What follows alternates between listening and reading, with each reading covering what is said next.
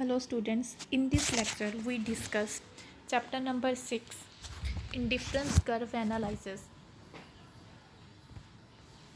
Cardinal utility analysis ਜਿਹੜਾ base ਸੀ ਉਹ ਇਸ ਅਜ਼ੰਪਸ਼ਨ ਤੇ ਬੇਸ ਸੀ ਕਿ ਕਾਰਡੀਨਲਸ ਯੂਟਿਲਿਟੀ ਨੂੰ ਅਸੀਂ ਕਾਰਡੀਨਲਸ ਨੰਬਰ ਦੇ ਵਿੱਚ ਮੇਜ਼ਰਸ ਕਰ ਸਕਦੇ ਹਾਂ।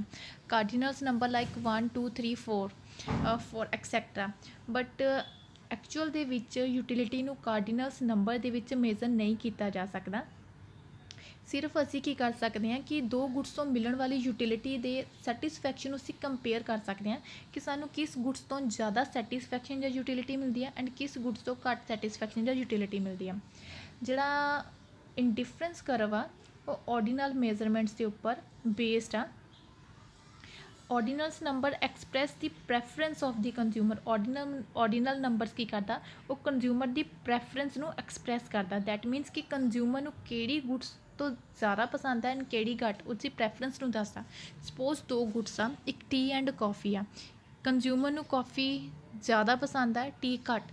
कंज्यूमर की प्रैफरेंस किस लिए पहला आ, कॉफ़ी लई एंड टी लई बाद आ। दैट मीनस कि उसनू यूटिलिटी किस तो ज़्यादा मिलेगी, उसकी फस्ट प्रैफरेंस तो, दैट मीनस कॉफ़ी तो, एंड टी तो यूटिलिटी घट मिलेगी। इस तरह से सिर्फ यूटिलिटी नू कंपेयर कर सकते उसके सैटिस्फैक्शन, बट उसनू असीं कार्डिनल नंबर्स कि सानू कॉफ़ी तो 40 मिली या 50 मिली नंबर्स के विच असीं उसनू कैलकुलेट नहीं कर सकते। Next is what is an indifference curve. An indifference curve is a curve which show different combinations of two commodities which yield equal satisfaction to the consumer. Indifference curve केड़ी curve आ जिहड़ी की show करदी आ दो goods दे different combinations नू show करदी आ जिहड़ी कि consumer नू equal satisfaction दिंदे आ।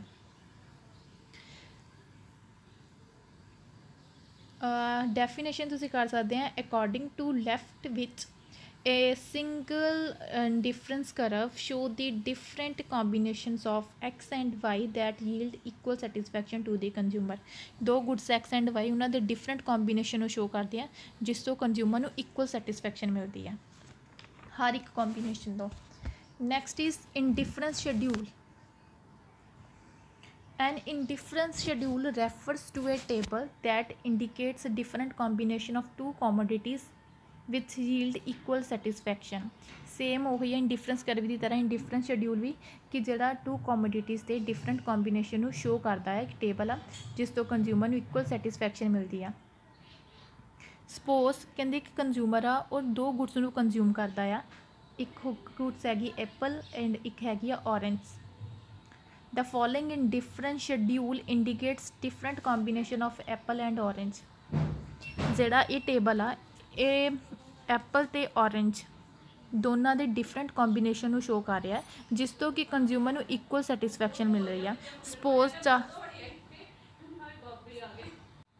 Combination of Apple and orange इस जगह ते एप्पल की क्वांटिटी दी गई है, ऑरेंज की क्वांटिटी। 4 कॉम्बीनेशनस आ जो ये कॉम्बीनेशन कंज्यूमर की करता 1 एप्पल परचेज करता एंड 10 ऑरेंज। जिन्नी उसनों सैटिस्फैक्ट उसनों सैटिस्फैक्शन इस कॉम्बीनेशन कितनी मिलती है 100%। बी कॉम्बीनेशन की करता एप्पल 2 परचेज करता कंज्यूम करता एंड ऑरेंज की करता 7। इस कॉम्बीनेशन तो भी मिलने वाली जी यूटिलिटी आ वो सेम आ that is 100। C combination 3 apple and 5 orange. D combination 4 apple and 4 orange. That means कि इंडिफरेंस कर्व की शो करता कि दो डिफरेंट गुड्स के हर एक कॉम्बीनेशन तो मिलने वाली जी सैटिस्फैक्शन आ वो इक्वल मिलता सैटिस्फैक्शन।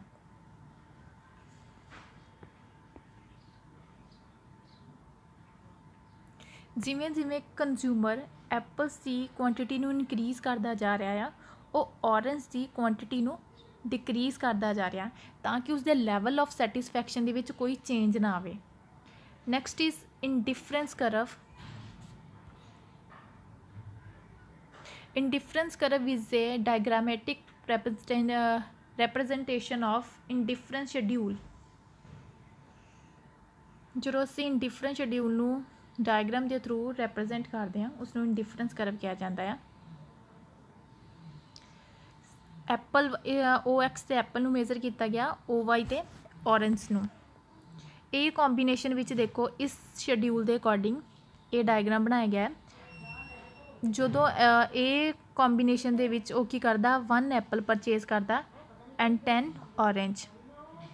बी कॉम्बीनेशन दे विच 2 एप्पल एंड 7 ऑरेंज। 3 कॉम्बीनेशन दे विच 3 apple 5 orange and D combination दे विच 4 एप्पल एंड 4 ऑरेंज नूं परचेज करदा।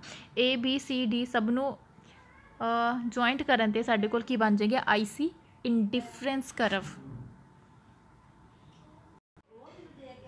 Indifference curve is also known as isoutility curve. Indifference curve नूं आइसोयूटिलिटी करव भी कहा जाता है।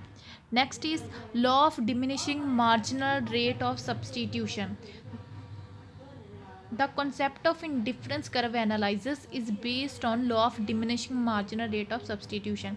जिहड़ा indifference curve दा concept आ और law of diminishing marginal rate of substitution दे उपर based uh. First of all we discuss what is marginal rate of substitution। Marginal rate of substitution is the rate at which the consumer can substitute one good for another without changing the level of satisfaction. It indicates the slope of indifference curve। Suppose एक consumer आ, दो goods आ X and Y। एक consumer आ वो की चाहता है कि मैं X गुड्स की यूनिट नूं इनक्रीज़ करा। He wants consumer get 1 more unit of commodity X। उस दे नाल की हुंदा, सपोज पहले एक लैंदा सी वो 2 यूनिट लैन लग पिया X यूनिट दियाँ, इहदियां पहला 10 लैंदा सी। इस कॉम्बीनेशन दे विच कंज्यूमर की चाहता वो X यूनिट की एक होर यूनिट नूं कंज्यूम करे। उस नाल की होएगा, उसका सैटिस्फैक्शन लैवल इनक्रीज़ करेगा जो एक होर यूनिट नूं कंज्यूम करेगा X की। बट कंज्यूमर की चाहता कि उसका लैवल ऑफ सैटिस्फैक्शन सेम रवे, इसलिए क्यों करता है कि वो वाई गुड्स दियाँ कुछ यूनिट्स नूं सैक्रीफाइस करता। दैट मीनस को X यूनिट दी एक एक्सट्रा यूनिट लैन दे लई वाई गुड्स दियाँ कुछ यूनिट्स नूं सैक्रीफाइस करता। उसनूं बोलिया जाता मार्जिनल रेट ऑफ सबस्टीट्यूशन, ताकि उसका लैवल जिहड़ा सैटिस्फैक्शन ऑफ लैवल आ वो सेम रवे। सपोज एक कंज्यूमर आ, एप्पल लिख लो इसनूं ऑरेंज। जदों पहला एक एप्पल लैंदा सी, ऑरेंज लैंदा सी 10, उस तो जिहड़ा सैटिस्फैक्शन मिलता सी 100 मिलता सी। ठीक है, कंज्यूमर की चाहता कि वो एप्पल दी होर यूनिट एक एक्सट्रा यूनिट परचेज करे। ठीक है, वो 2 यूनिट लेना चाहता है एप्पल की, बट वो की चाहता कि सैटिस्फैक्शन लैवल की 100 ही रहे, उसके कोई चेंज ना आए। बट अगर एक्सट्रा यूनिट लेगा तो उसका सैटिस्फैक्शन लैवल में चेंज आएगा, दैट मीनस वो इनक्रीज़ होएगी। बट वो की चाहता कि लैवल ऑफ सैटिस्फैक्शन सेम रहे, इसलिए कि वो करता है ऑरेंज दियाँ 3 यूनिट्स नूं सबसटीट्यूट्स करता फॉर एप्पल दे लई। दैट मीनस कि 3 यूनिट्स ऑफ ऑरेंज दियाँ सैक्रीफाइस करता। That मीनस marginal rate of substitution of Apple for orange is 3:1। मतलब कि 1 यूनिट एक्सट्रा रहने के लिए वो 3 यूनिट नूं सैक्रीफाइस करता ताकि उसका जिहड़ा लैवल ऑफ सैटिस्फैक्शन आ वो सेम रहे। उसनूं की बोलिया जाता marginal rate of substitution. Marginal rate of substitution is the rate at which consumer can substitute one good for another without changing the level of satisfaction. It indicates the slope of indifference curve. Next is law of diminishing marginal rate of substitution. According to this law, as a consumer gets more and more unit of X, he will be willing to give up less and less unit of Y, so that the level of satisfaction of the consumer remain the same. In other words, marginal rate of substitution of X for Y will go on diminishing. इसका मतलब ये है कि जो एक consumer किसी X unit हो गया जो एप्पल दियाँ यूनिट्स नूं इनक्रीज़ करता जाता है, तो ऑरेंज दियाँ यूनिट्स का सैक्रीफाइस करता बट डिमिनिशिंग रेट ते। ਸਪੋਜ਼ A ਕੰਬੀਨੇਸ਼ਨ ਦੇ ਵਿੱਚ ਉਹ ਐਪਲ ਲੈਂਦਾ ਸੀ 1, ਔਰੰਜ ਲੈਂਦਾ ਸੀ 10। B ਕੰਬੀਨੇਸ਼ਨ ਵਿੱਚ ਦੇਖੋ ਐਪਲ ਦੀ ਕੁਆਂਟਿਟੀ ਇਨਕਰੀਜ਼ ਹੋਈ 2 ਹੋ ਗਈ, ਔਰੰਜ ਦੀ ਕੁਆਂਟਿਟੀ ਉਸਨੇ ਘਟਾ ਕੇ ਕੀ ਕਰ ਦਿੱਤੀ 7। ਕਿਉਂ ਕੀਤੀ? ਕਿਉਂਕਿ ਉਸਦਾ ਤਾਂ ਕੋ ਲੈਵਲ ਆਫ ਸੈਟਿਸਫੈਕਸ਼ਨ ਸੇਮ ਰਵੇ। ਇਸ ਜਗ੍ਹਾ 'ਤੇ ਦੇਖੋ ਇੱਕ ਐਪਲ ਦੇ ਬਦਲੇ ਉਹ ਕੀ ਕਰਦਾ ਆ 3 ਔਰੰਜ ਨੂੰ ਸੈਕਰੀਫਾਈਸ ਕਰਦਾ ਆ। C ਕੰਬੀਨੇਸ਼ਨ ਵਿੱਚ ਦੇਖੋ 3 ਇੱਕ ਹੋਰ ਯੂਨਿਟ ਆਫ ਐਪਲ ਲੈਣ ਦੇ ਲਈ 3 ਐਪਲ ਪਰਚੇਜ਼ ਕਰਦਾ, ਬਟ ਔਰੰਜ ਕਿੰਨੇ ਲੈਂਦਾ ਹੁਣ 5। ਦੈਟ ਮੀਨਸ ਕਿ ਇੱਕ ਐਕਸਟਰਾ ਐਪਲ ਲੈਣ ਦੇ ਲਈ ਉਹ ਕਿੰਨੀਆਂ ਯੂਨਿਟ ਸੈਕਰੀਫਾਈਸ ਕਰ ਰਿਹਾ ਔਰੰਜ ਦੀਆਂ 2, ਪਹਿਲਾਂ 7 ਲੈ ਰਿਹਾ ਸੀ ਹੁਣ 5। D ਕੰਬੀਨੇਸ਼ਨ ਵਿੱਚ ਐਪਲ 4 ਲੈ ਰਿਹਾ ਐਂਡ ਔਰੰਜ 4। ਹੁਣ ਕੀ ਕਰ ਰਿਹਾ ਇੱਕ ਐਪਲ ਦੇ ਬਦਲੇ ਉਹ ਕਿੰਨੀਆਂ ਯੂਨਿਟਸ ਆਫ ਔਰੰਜ ਨੂੰ ਸੈਕਰੀਫਾਈਸ ਕਰ ਰਿਹਾ 1। ਦੈਟ ਮੀਨਸ ਉਹ ਡਿਮੀਨਿਸ਼ਿੰਗ ਰੇਟ 'ਤੇ ਸੈਕਰੀਫਾਈਸ ਕਰ ਰਿਹਾ। ਪਹਿਲਾਂ ਇੱਕ ਐਕਸਟਰਾ ਐਪਲ ਦੇ ਲਈ ਉਹ ਪਹਿਲਾਂ 3 ਯੂਨਿਟ ਨੂੰ ਸੈਕਰੀਫਾਈਸ ਕਰ ਰਿਹਾ ਸੀ, ਫਿਰ ਐਕਸਟਰਾ ਐਪਲ ਦੇ ਲਈ 2 ਯੂਨਿਟਸ ਨੂੰ ਸੈਕਰੀਫਾਈਸ ਕੀਤਾ, ਫਿਰ 1 ਯੂਨਿਟ ਨੂੰ ਸੈਕਰੀਫਾਈਸ ਕੀਤਾ। That means marginal rate of substitution ਆ X for Y will go on diminishing।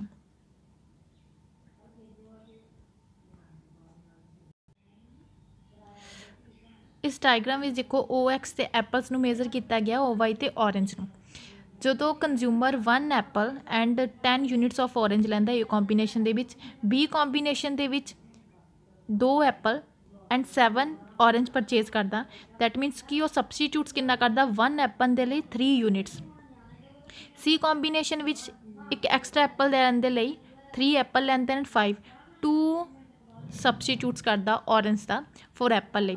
4th ਦੇ ਵਿੱਚ 4 ਐਪਲ ਐਂਡ 4 ਔਰੰਜ ਆ ਕਿ ਸਬਸਟੀਟਿਊਸ਼ਨ ਕਿੰਨਾ ਆ 1 ਐਂਡ 1।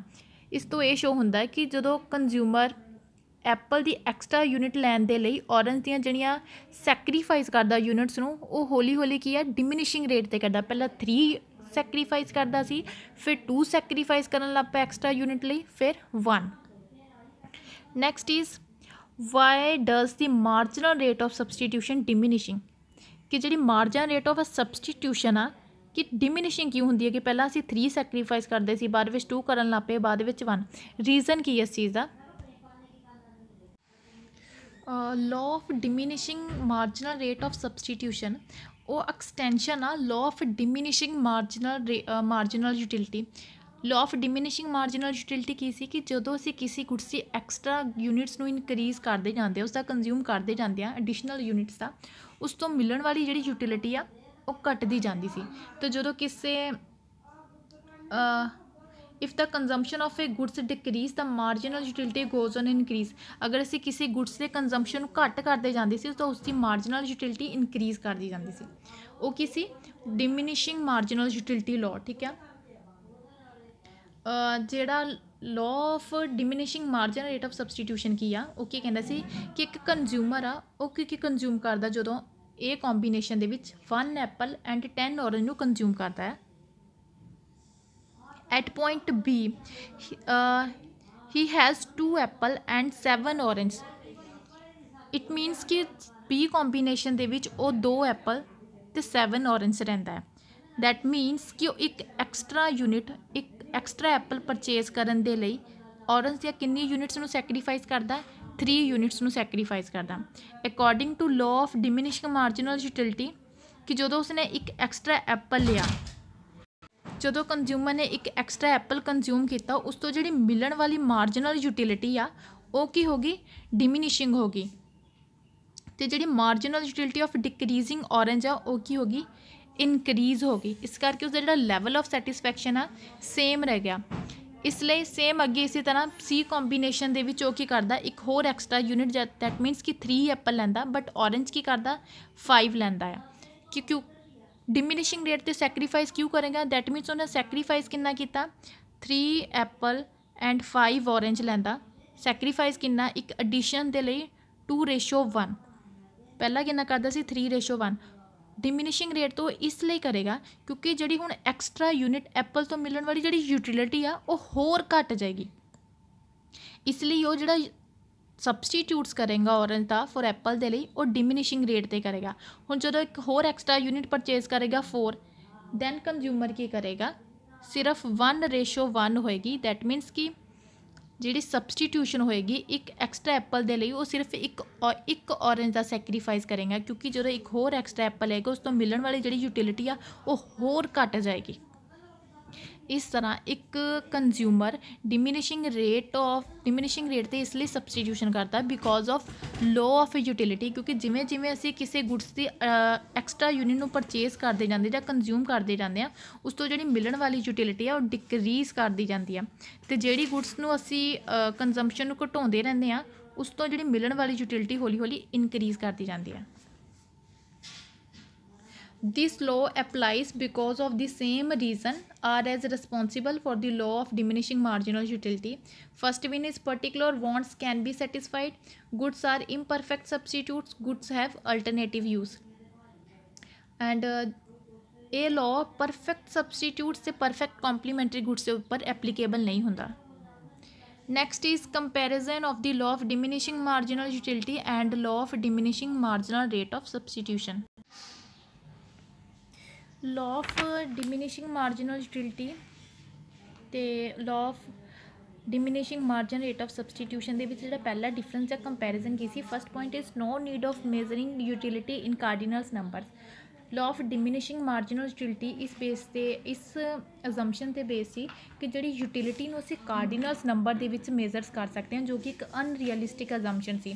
बट जिहड़ा law of diminishing marginal rate of substitution आ वो इस तरह के किसी भी अनरियलिस्टिक अजम्पशन के उपर बेस नहीं है। Next is no need of independent commodity assumption. Law of diminishing marginal utility इस अनरियलिस्टिक अजम्पशन के उपर बेस है कि एक कॉमोडिटी तो मिलने वाली जी यूटिलिटी आ दूसरी कॉमोडिटी तो मिलने वाली यूटिलिटी तो इंडिपेंडेंट होंगी है। दैट मीनस दोनों का आपस में कोई भी कनैक्शन नहीं होंगे, कोई भी एक दूसरे को अफैक्ट नहीं करती। But according to law of diminishing marginal rate of substitution वो इस तरह की अजम्पशन से बेस्ड नहीं हैगी। उसके according it recognise the interdependence of commodity कि एक गुड्स तो मिलने वाली यूटिलिटी दूसरी गुड्स तो मिलने वाली यूटिलिटी तो अफैक्ट होंगी है। Next is no need of constant marginal utility of money. Law of diminishing marginal utility इस अजम्पशन से बेस्ड थी कि जी मार्जिनल यूटिलिटी ऑफ मनी आ वो कॉन्सटेंट होंगी है। But law of diminishing marginal rate of substitution इस अनरियलिस्टिक अजम्पशन तो फ्री सी, मतलब कि वो इस अजम्पशन तो बेस्ड नहीं सीगा।